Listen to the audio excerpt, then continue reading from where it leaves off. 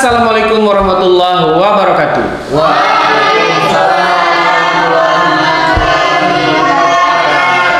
Alhamdulillah, Allahumma sholli ala sayyidina Muhammad wa ala ali sayyidina Muhammad. Teman-teman, jumpa lagi di podcast kita, podcast Ngopi Usti. Ngobrol pintar bareng Usti. Beri tepuk tangan yang sebelumnya.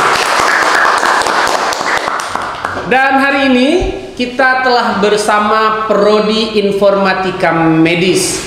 Alhamdulillah, narasumber kita telah hadir, dosen luar biasa dari Informatika Medis dan mahasiswa berprestasi kita di Informatika Medis. Saya mau dan saya nggak sendiri teman-teman, hampir lupa karena udah lama nggak ketemu di podcast. Kemarin saya sama Nisa, sebelumnya beliau sama Nisa. Akhirnya hari ini kita ketemu lagi dengan host yang luar biasa di Usti, Ibu.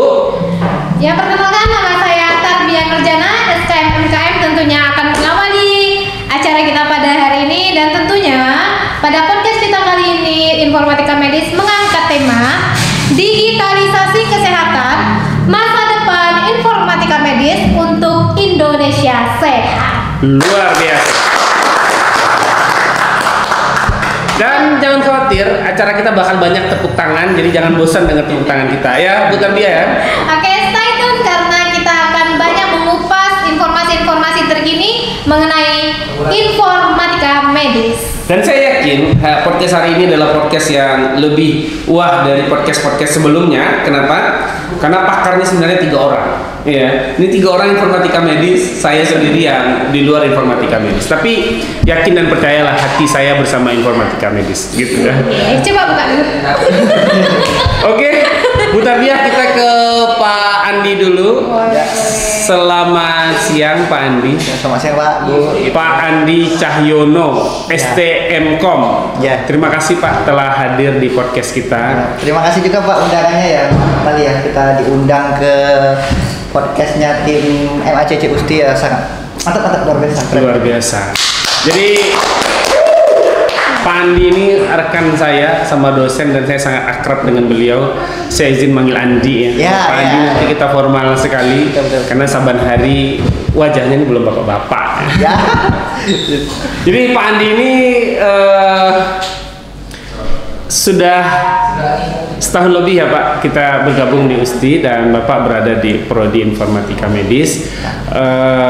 Jelasin dulu dong Pak sejarahnya, ceritanya sama kita, gimana ceritanya Bapak akhirnya menjadi dosen di Prodi Informatika Medis. Saya lihat Bapak STMkom loh. Jadi Infomed ini. Silakan Pak. Oke, terima kasih ya Pak Niko dan Bu Tarbiyah ya. Jadi mungkin sejarahnya ya awal-awalnya itu sebalik masa-masa mau habis studi ya, masa habis studi S2 gitu, sebenarnya sempat kepikiran tuh memang pure mau masuk lagi ke dunia industri gitu, jadi praktisi gitu Pak, karena sebetulnya juga Karena duitnya banyak ya Pak. udah nyambi jadi praktisi gitu kan. Dia ngerasain suaminya ini kan. Udah nyambi jadi praktisi. Praktisi.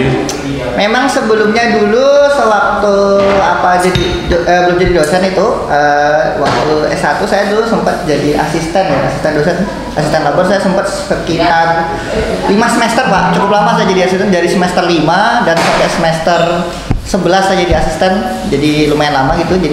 Jadi habis dari sana tuh sempat juga kepikiran apa nerusin di bidang akademik ya gitu, dan ada opportunity juga kan untuk lanjut studi ya saya ambil gitu. Berbarengan itu juga masih lanjut sih di praktisinya, tapi walaupun nggak full time karena nggak bisa Pak bagi waktu ya, agak susah gitu kan. Jadi habis itu dapat tuh teman saya Bu Tarbiyah sendiri itu, ini ada nih di sini, mau nggak ini gitu. Akhirnya bergabunglah di sini di Usti. Kebetulan saya udah lama kenal beliau Pak. Oh, dengan Pak Andi ya. Nah, jadi masa-masa bocah kemarin kita udah kenal, bukan bocah banget ya. Ya. Masa-masa kuliah S1 tuh kita sering bareng gitu. Yang kenal itu Bu Tarbiyahnya dulu atau suami Bu Tarbiyah dulu? Nah itu Suami Bu ya, Tarbiyah. itu ceritanya dulu agak ini. Nah, itu panjang profiling dulu Suami ya. Bu Tarbiyah satu ini ya, satu Nah, kebetulan bidang keilmuan ya dengan. Nah, kebetulan tuh suaminya Bu Tarbiyah tuh teman deket saya lah. Jadi Oh. awal-awal ospek tuh kami kenal sampai sekarang. Jadi teman pertama yang kenal ospek S1 sampai sekarang tuh masih ya. Akhirnya mendarat di Usti. luar biasa. Jumpa lagi saya Pak sama beliau.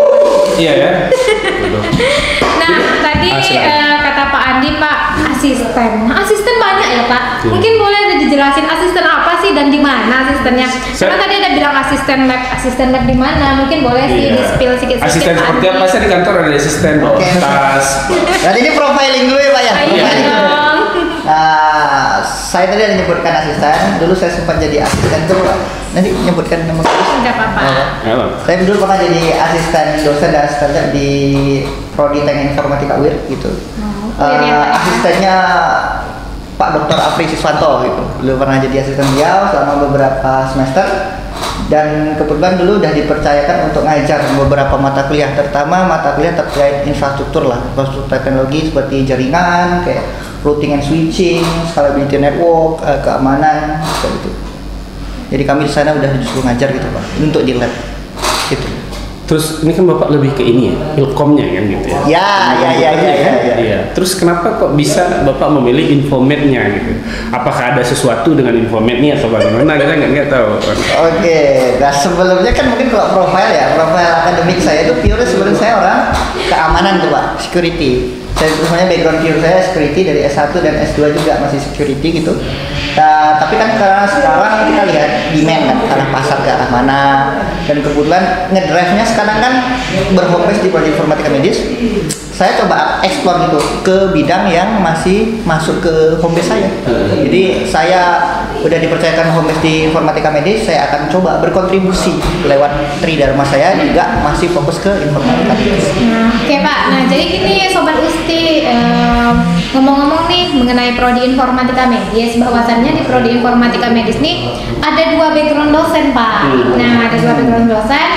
Pak Andi di background IT-nya, nah saya beserta ada beberapa dosen lagi background kesehatannya, background medisnya. Nah jadi di program studi informatika medis itu bukan hanya belajar medis saja, bukan hanya belajar IT aja, tapi keduanya. Jadi sinergi antara 2 ilmu IT dan ilmu medis. Maka nanti akan terciptalah lulusan terbaik di program studi informatika medis. Pak. Boleh. Mungkin buat teman-teman semuanya ya, mungkin yang belum terlalu kenal sama informatika medis gitu ya. Informatika medis itu prodi yang multidisiplin ilmu ya. Kami menggabungkan, makanya kami belajar fondasi benar-benar pure dari komputernya dan juga pure dari ilmu medis, benar-benar pure medis ya, seperti Bu Tarbia dengan bidang kepakarannya, ada lagi Ibu Elvira dan Ibu Tari gitu. Nah kalau di komputer kami berdua tuh, ada satu lagi Bu Indah namanya gitu. Kami berdua memang backgroundnya pure, tapi karena prodinya multidisiplin, kami combine 2 bidang ilmu kami gitu. Jadi outputnya ini mahasiswa kita selesai kuliah di Infomet ini dipersiapkan jadi apa nih? Secara umum, prodi informatika medis bisa bersaing kok sama prodi-prodi komputer lain yang masuk menggarap. Tapi memang terfokusnya karena kami background informatika medis ke bidang-bidang yang berkaitan dengan dunia medis Pak. Kalau misalnya Bapak contoh sekarang kan sistem-sistem atau program-program pemerintah atau fokus-fokus pemerintah terkait digitalisasi kesehatan itu sangat banyak gitu. Jadi bayangkan kalau misalnya pengembang itu dari awal sudah diajarkan bagaimana workflow ekosistem di dunia medis itu. Jadi dia ngembangin sistem atau apa itu jauh lebih bagus. Bukan berarti orang komputer lainnya nggak bisa ya. Cuman kan dia harus belajar lagi dunia medis. Karena ini telah memiliki dasar-dasar ilmu kesehatannya. Iya, cuman kan gini, orang biasanya mau kuliah nih mahasiswa, nanti sebelum kita ke Liam Ranu, dia mau kuliah nih, so kuliah mau kerjaan, so dia mau jadi apa nih kerjaannya? Kayak kami kuliah orang hukum, mau jadi lawyer, mau jadi hakim. Nah kalau di Infomet nih, kira-kira mereka kuliah tamat dari Infomet nih, profesi apa yang bisa dia dapatkan?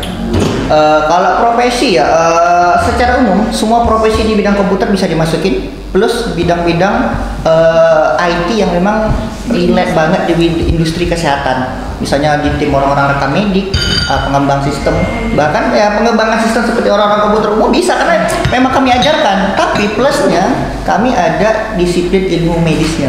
Misalnya diajarkan rekam medik atau itu ibu-ibu kesehatannya lebih tahu ya, saya nggak terlalu mendalami. Itu Bu Tarbia bisa nambahin. Karena gini Pak, hadirnya informatika medis ini adalah menjawab tantangan yang ada di dunia kesehatan saat ini. Nah, yang mana pada Indonesia sendiri tentunya banyak ini ya pelayanan kesehatan, mulai dari tingkat vaskes 1, dari klinik, puskesmas, kemudian rumah sakit tipe C, tipe D, kemudian sampai rumah sakit tipe A yang besar, baik pemerintah maupun swasta. Nah, mungkin dulunya semua serba manual. Nah, serba manual. Hadirnya informatika medis ini menjawab tantangan itu. Nah, contoh dalam hal kecil dulu mungkin kita ke puskesmas ya Pak, ke klinik atau ke rumah sakit, kita perlu antrian-antrian. Namun sekarang karena adanya ilmu IT, gabungan ilmu IT dan ilmu medis sudah banyak tercipta sistem-sistem untuk pelayanan, baik mungkin di pelayanan administrasi pendaftaran atau mungkin di saat pelayanan pengambilan obat. Nah, jadi sekarang sudah tersistem. Jadi hadirnya alumni informatika medis akan menjadi tenaga pembuat sistem, pembuat aplikasi, atau nanti yang menggunakan sistem itu di bidang kesehatan. Luar biasa sekali. Jadi kayak gini, dulu kan kita berobat ke klinik atau ke rumah sakit ini kan, itu kan ditanya rekam medis ya. Rekam medis sudah pernah berobat di sini Pak, kan gitu ya. Nah, terus dia ceklah buku, catatan dia tebal itu. Kita nunggu lah kalau buku itu hilang, rekam medis kita hilang kan gitu. Tapi maka dengan adanya digitalisasi barangkali tinggal cek nama ya kan, tetap keluar namanya, umpama Pak Andi gitu kan, oh ini pernah sakit ini gitu kan, ijazahnya asli atau enggak itu kebaca di situ. Saya bercanda loh, ijazah asli atau enggak. Kemudian juga gini, ini informasi nih untuk Sobat Usti semuanya ya. Tahun 2024 itu kan ada pembukaan CPNS. Nah, jadi peluang informatika medis ini cukup tinggi. Karena apa? Di seluruh puskesmas dan rumah sakit pemerintahan se-Riau, ini lingkup Riau dulu ya, se-Riau itu membutuhkan tenaga IT kesehatan. Nah, jadi hadirnya program studi informatika medis ini salah satu jawaban dari kekurangannya sumber daya yang ada di instansi-instansi kesehatan. Luar biasa, menarik ya informatika medis. Tadi ya. Satu lagi sebelum kita terlalu jauh ke materi kita, tidak hanya satu. Ada Dian Pratama Ranu yang belum kita kenalkan. Mungkin boleh kenalin diri dulu, mahasiswa dari Prodi Informatika Medis. Anak celeduk nih. Silakan Ranu. Ya, perkenalkan nama saya Dian Pratama Ranu Kumbolo dari Informatika Medis. Sekarang saya masih semester 3 ya, baru saya di sini. Ya. Tapi dari wajahnya kamu bahagia masuk prodi ini ya? Iya. Bahagia dong, lagi cuma besar biasa. Iya. Saya juga bahagia berteman dengan orang-orang informed. Contohnya? Iya, lanjut Ranu. Oke, Ranu, kenapa kamu ngambil prodi ini dari sekian banyak prodi? Kamu SMA-nya di mana? Saya SMK Pak, kebetulan. SMK jurusan TKJ. Oh, TKJ. Kenapa kamu nggak ngambil prodi-prodi yang atau jurusan yang berkaitan dengan ilmu komputer lah? Jadi saya itu emang pada dasarnya punya passion di dunia IT Pak. Emang saya lumayan lah suka dengan dunia IT, mulai dari desain, jaringan ya kan. Itulah alasan kenapa saya masuk SMK TKJ. Yeah. Nah, waktu saya pertama kali dengar informatika medis, saya nggak tahu apa itu informatika medis gitu kan. Saya tanya teman-teman juga pada belum tahu nih informatika medis apa. Saya cari-cari info di internet, googling dan segala macam.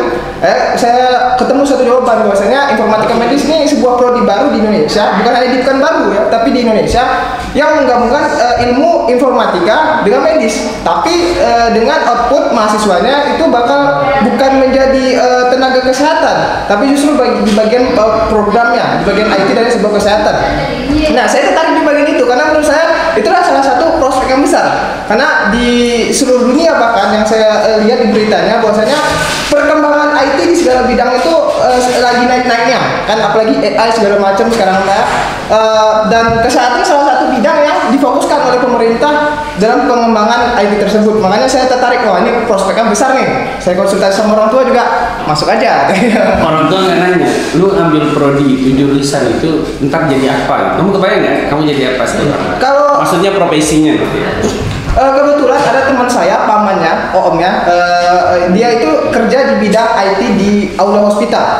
Nah, saya tanya-tanya juga sama beliau bahwasanya memang informatika medis ini sesuatu yang baru kata dia. Dia bahkan juga belum mendengar kata dia kan. Cuman ketika saya tanya kira-kira apa sih di bidang apa kami bisa keluarnya gitu kan di kerjanya. Nah beliau bilang kalau misalnya kami bisa di bagian IT karena kan di rumah sakit itu ternyata ada divisi IT khusus untuk mengembangkan sistem informasinya. Terus juga kalau kami ingin ke bagian riset pemerintahan juga ada gitu Pak. Itu jadi orang tua saya pun alhamdulillah mensupport dan membantu saya mencari tahu tentang informatika medis. Jadi saya nggak hanya ini. Oke, mungkin terima kasih ya Ranu. Nah mungkin sobat Tapi gaya bicaranya, terbiasa, sorry potong ya. Tapi dari gaya bicaranya Ranu ini lebih cocok jadi pengacara. Lanjut bentar ya. Oke, nah jadi sobat Usti mungkin masih familiar ya informatika medis. Nah, karena perlu kamu ketahui sobat Usti bahwasannya prodi informatika medis ini satu-satunya prodi yang ada di Universitas Riau. Itu yang serial. Itu yang ingin saya tanyakan tadi. Ini kan jarang nih ya. Saya jarang dengar nih. Di Riau kita satu-satunya atau ada di tempat lain prodi informatika medis? Kita satu-satunya ya. Kalau universitas kita satu-satunya. Yang universitas.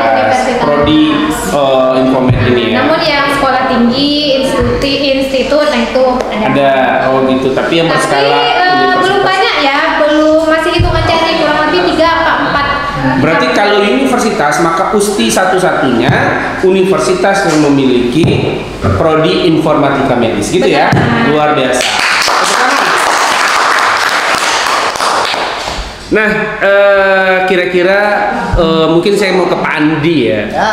Ini kan prodi prodi yang belum banyak ya di universitas lain. Kira-kira 5 sampai 10 tahun ke depan prospek prodi ini gimana tuh Pak Andi? Oke. Prospek prodinya atau apa gimana? Mahasiswanya. Ya. Buat prodi kami. Iya, mahasiswa di prodi ini atau prodi Infomed ini 5 sampai 10 tahun ke depan itu gimana nih prospeknya? Prospek dari segi bidang keilmuannya, prospek dari segi mahasiswanya, luarannya. Kira-kira perkembangannya gimana nih dengan disesuaikan dengan di Riau di kampung kita ini? Kita satu-satu dulu ya Pak ya? Iya, boleh. Pak itu.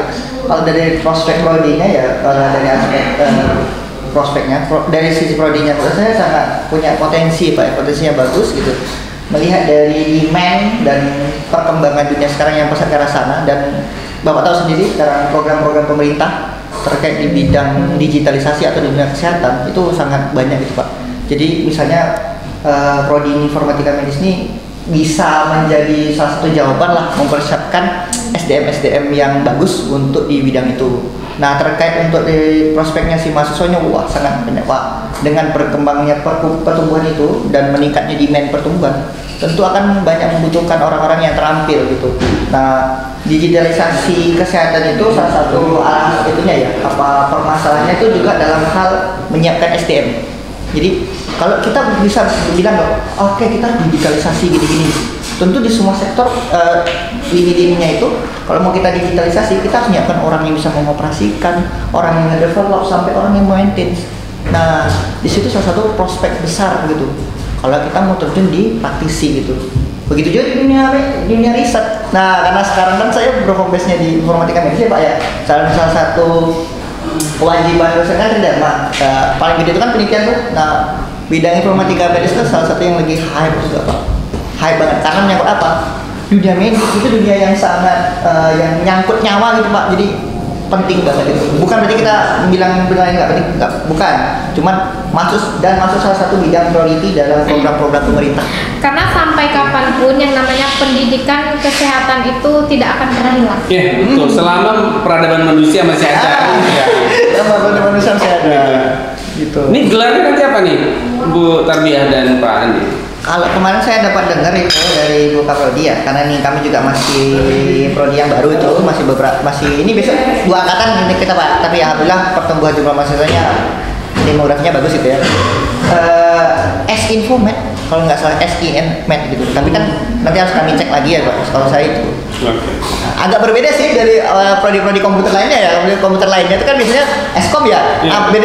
Nah, ditambah lagi kalau saya beda lagi, makin beda lagi. Kalau saya kan sarjana teknik, mungkin teman-teman mungkin, Bapak ini sarjana teknik apa? Teknik sipil atau teknik mesin atau apa? Kan wah, yang ngajarin kita anak teknik sipil pula gitu kan. Karena informatika ini. Iya gitu. Tapi FYI kan saya itu memang backgroundnya teknik informatika ya, pure murni core informatika. Jadi mungkin gelar-gelar yang di kampus saya sebelumnya itu masih pakai sarjana teknik gitu. Justru menurut saya ya, bisa jadi benar, bisa jadi salah. Ketika sebuah jurusan, sebuah prodi itu yang tamatannya masih sedikit, tidak terlalu banyak, maka peluang untuk kerja, persaingan itu tentu semakin tidak banyak, semakin tipis kan. Jadi saya rasa pas masa keemasan keilmuan itu, prodi itu tentu kita pada masanya. Iya, luar biasa. Maka buruan cepetan yang masih bingung mau cari prodi, ya kan? Daftar di prodi informatika medis. Cara daftarnya gimana, Dr. Bia? Cara daftarnya silakan Sobat Usti akun atau buka Google ya, buka Google, kemudian bikin pmb.usti.ac.id. Nah, silakan nanti di sana ada website kita, silakan kunjungi dan daftar tentunya. Dan nah, karena tadi kita nih Pak udah ngobrol sama Pak Andi, boleh ya saya ngobrol nih mahasiswa saya nih ya. Oke. Nah, menurut Ranu bagaimana sih kamu sebagai mahasiswa selama kuliah di informatika medis itu, apa yang kamu rasakan, kesan dan pesan kamu selama kamu belajar di prodi informatika medis? Ya, jadi sebagai orang yang punya passion di IT ya, saya sama sekali nggak pernah kebayang kalau misalnya saya bakal masuk ke informatika medis.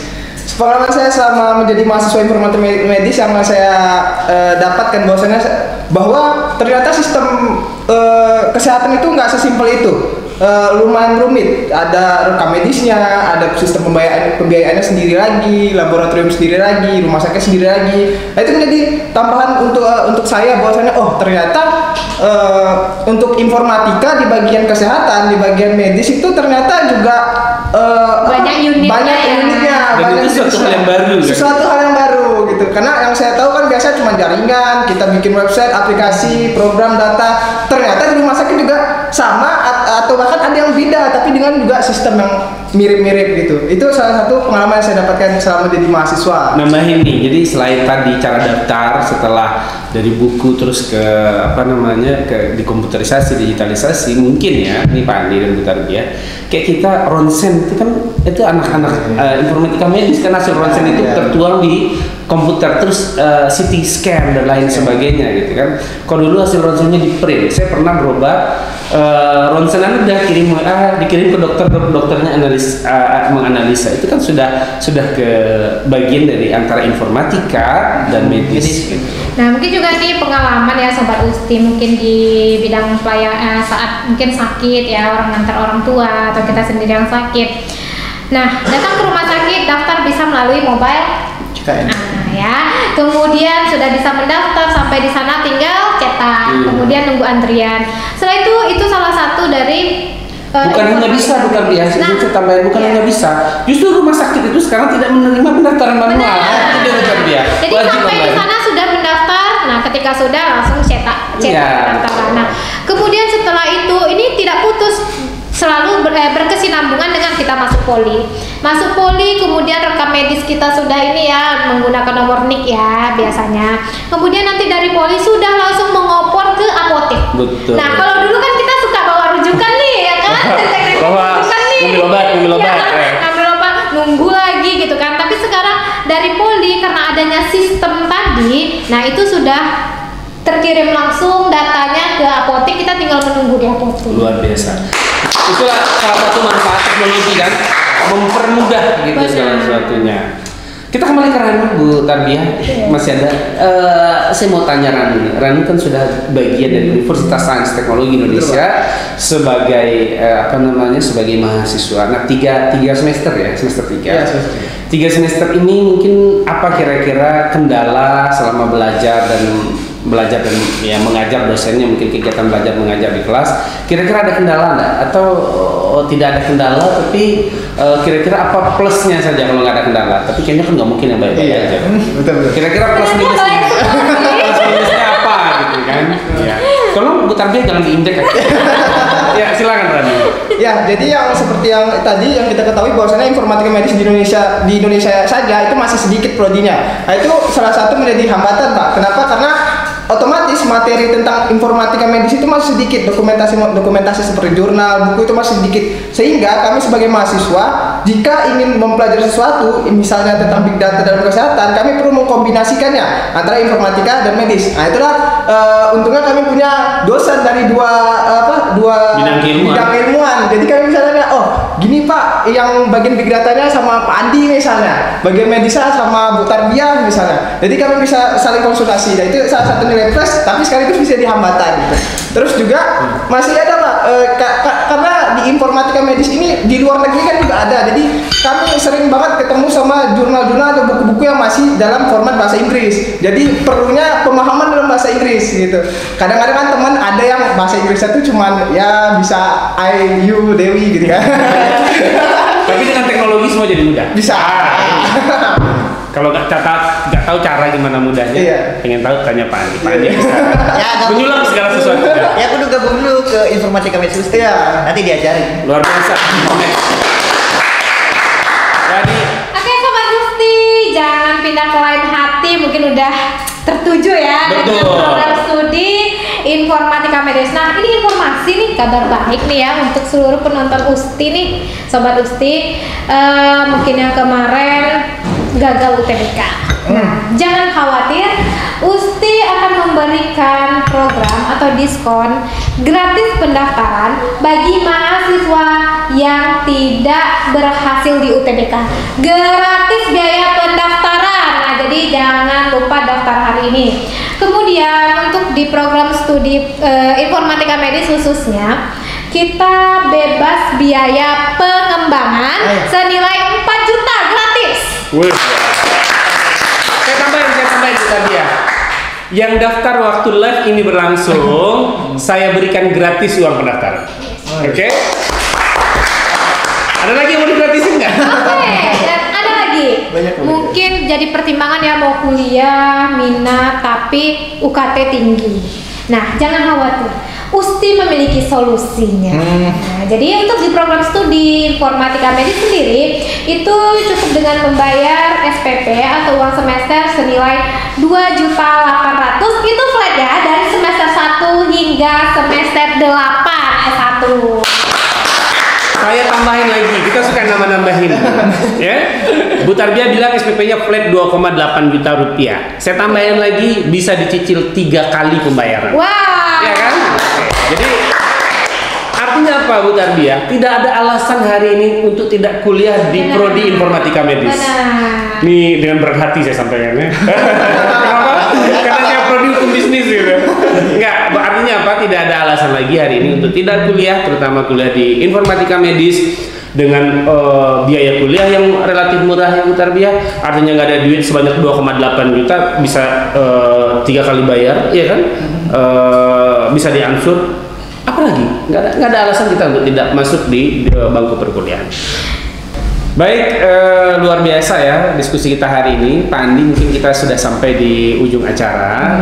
Ya Bu Tarbiyah ya, kita minta terakhir, segmen terakhir itu adalah closing statement. Silakan Pak Andi memberikan closing statement tentang informatika medis kepada Sobat Usti semuanya. Oke, terima kasih ya Pak Niko buat Sobat Usti semua. Mungkin di informatika medis mungkin dipikirannya hanya seperti ilmu komputer bisa enggak ya. Kami ada perbedaan, pertama dalam bidang kurikulum yang kami adopsi gitu. FYI aja 45% itu dari medis loh, sebanyak itu. Jadi sebanyak itu. Mungkin kalau teman-teman bayangan gampang kan belajar komputer aja, nanti beda. Akan sangat berbeda jika dari awal teman-teman semua tuh udah dapet basic medisnya bekerja. Tadi Bu Tarbiyah ada bilang tuh, kalau dari proses ini ke sini sistem itu namanya kalau di orang komputer proses bisnisnya. Proses bisnis itu bayangkan kalau proses bisnis di bidang medis kalau kalian udah tahu dari kuliah itu jauh lebih gampang dan enak kalian develop nanti di dunia nyata. Jadi ayo kapan lagi? Belum lagi, bukan hanya di sistem ya. Ronsen itu EKG dan macam-macam, CT scan itu bisa kita bikin prediksi atau bikin apa pakai measurement. Jadi kami sangat well-rounded. Ayo terutama di bidang medis gitu, kami siap. Bahkan untuk dalam hal yang terkait dengan yang bidang fokus ke Kemenkes sekarang, kalau Bapak sering ngikutin webinar dari Kemenkes itu sering sekarang mereka ke arah proteksi keamanan data medisnya. Jadi kita tidak hanya bikin, tapi bagaimana mengamankan data-data kesehatan Bapak Ibu semuanya. Bayangkan data kesehatan itu bisa dibilang aib ya. Bayangkan aib Bapak Ibu itu bocor gitu. Jadi ya gitu. Come on, join juga informatika medis Ustri masih buka itu pendaftaran. Banyak promo kan Pak? Banyak promo kita. Luar biasa. Ini kayaknya berisik kursinya, besok diganti ya gitu. Ini lebih heboh dari pematerinya gitu kan. Oke, luar biasa Pak Andi, informatika medis ya, tadi udah closing statement. Cuman AI ini bagi kita orang hukum, nih mungkin Pak Andi bisa jelasin sedikit nih, izin mutarbiah ya.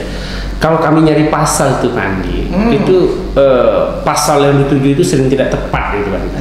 Analisanya bagus, sangat membantu bagi kita. ChatGPT ya maksud saya, itu ke pasal A itu kurang banyak yang setelah kita tracking nggak ketemu. Tujuan kita itu kita tracking itu kan biar mempercepat kita nggak cari-cari buka pasal yang tebal-tebal itu kan. Itu kira-kira itu gimana solusinya biar mana tahu bisa jadi penelitian saya gitu. Oke, nambah dikit ya, tadi closing statement ya. Oke lah kita nambahin. Kami ngikut tuan rumahnya gini. Nah, terkait hal itu, kenapa di case tertentu, misalnya kita nanya di ChatGPT atau apapun ya, ChatGPT hanya salah satu platform ya, ada DeepSeek, ada Gemini, dan macam-macam kan. Kenapa misalnya Bapak minta case di kasus hukum Bapak, saya minta pasar gini-gini. Nah, kita harus paham dulu bagaimana pola kerja dari generative AI.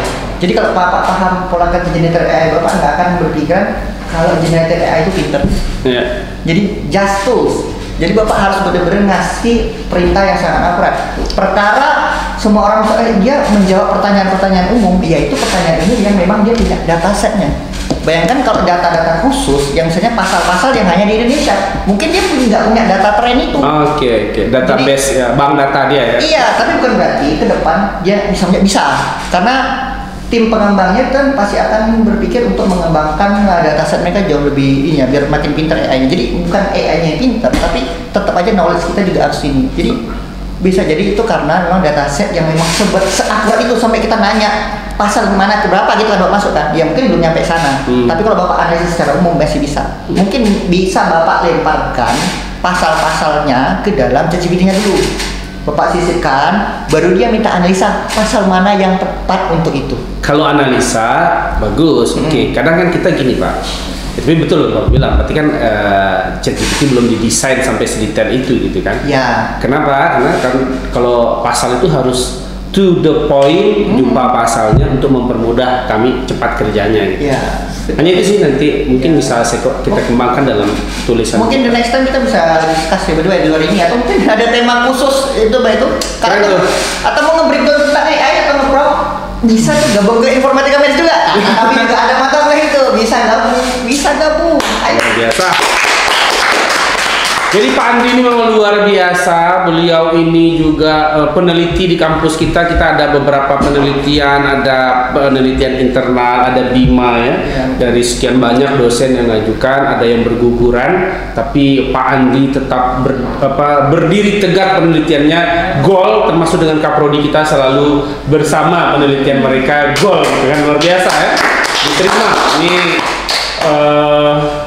the power of LPPM barangkali ya. Karena beliau Pak Andi ini sesungguhnya sekretaris LPPM kita. Jadi beliau ini memang pemateri yang luar biasa yang tidak salah kita undang pada siang hari ini. Oke, Bu Tarbia dan Sobat Usti, kita masih ada Ranu. Silakan Ranu dalam sudut pandang mahasiswa, closing statement kita di akhir pertemuan ini.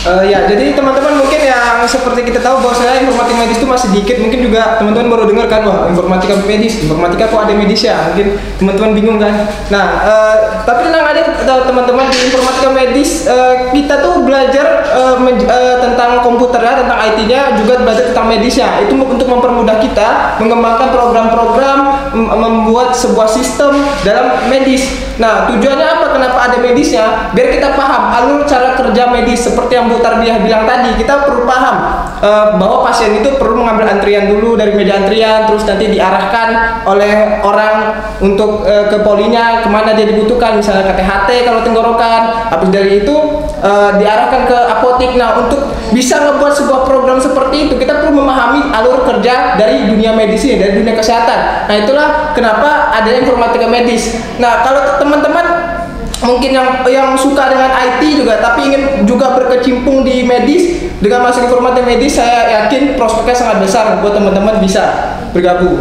Gitu. Luar biasa sekali. Baik, closing statement Bu Tarbiyah, silakan.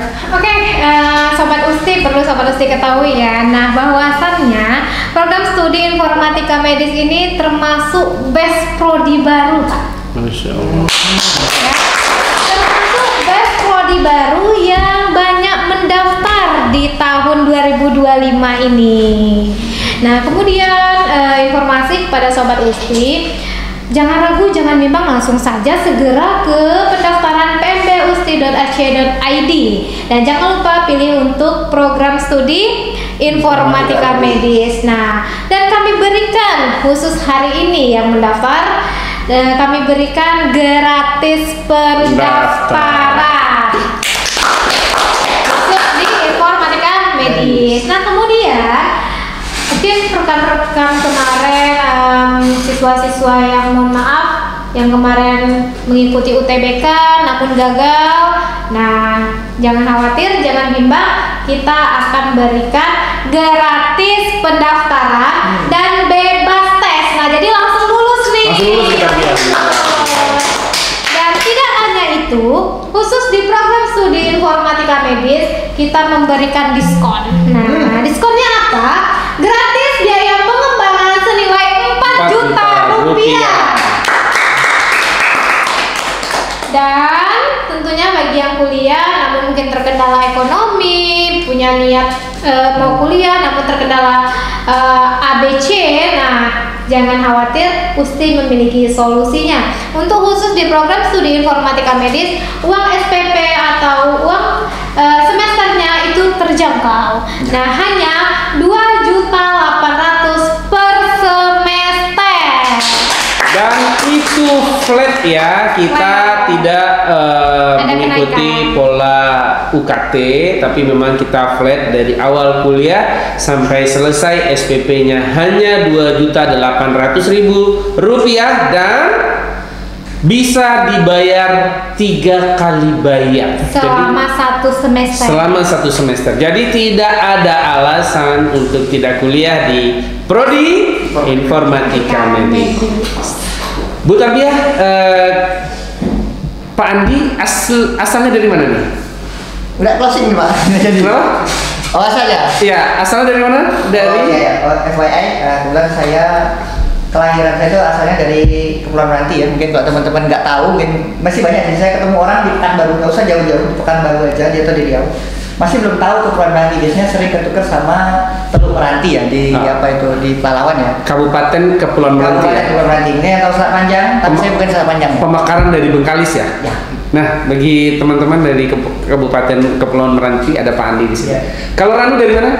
Saya dari Jakarta sama Lampung, Pak, tapi besarnya alhamdulillah di Riau. Pekanbaru. Sama Duri. Baik. Kenapa saya tanyakan ini? Saya pikir ada yang dari Taluk Kuantan. Buat teman-teman Sobat Usti semua, kami Universitas Sains Teknologi Indonesia, tim MACC akan hadir insya Allah di pagelaran pacu jalur Taluk Kuantan pada tanggal 19 sampai 24 Agustus tahun 2025. Kita ada stand di situ, kita hadir buka stand di situ. Jadi bagi teman-teman Sobat Usti semua yang dari Taluk Kuantan yang mau mendaftar, silahkan kunjungi stand kami di pagelaran Taluk Kuantan. Dan tentunya nanti kita akan memberikan diskon-diskonnya. Ya, betul. Ya. kita nanti akan bagi-bagi jadwal pacu jalurnya setiap harinya. Pokoknya ada bonus-bonus yang luar biasa. Kunjungi stand kita di pagelaran pacu jalur. Oke, Bu Tarbiyah, saya rasa demikian, kita sudah closing statement. Terima kasih Pak Andi atas waktunya. Ranu, terima kasih. Sukses selalu buat informatika medis. Amin. Baik, saya tutup. Saya Ferlan Niko dan rekan saya Tarbiyah Nurjana. Kita Kita tutup dengan wassalamualaikum warahmatullahi wabarakatuh.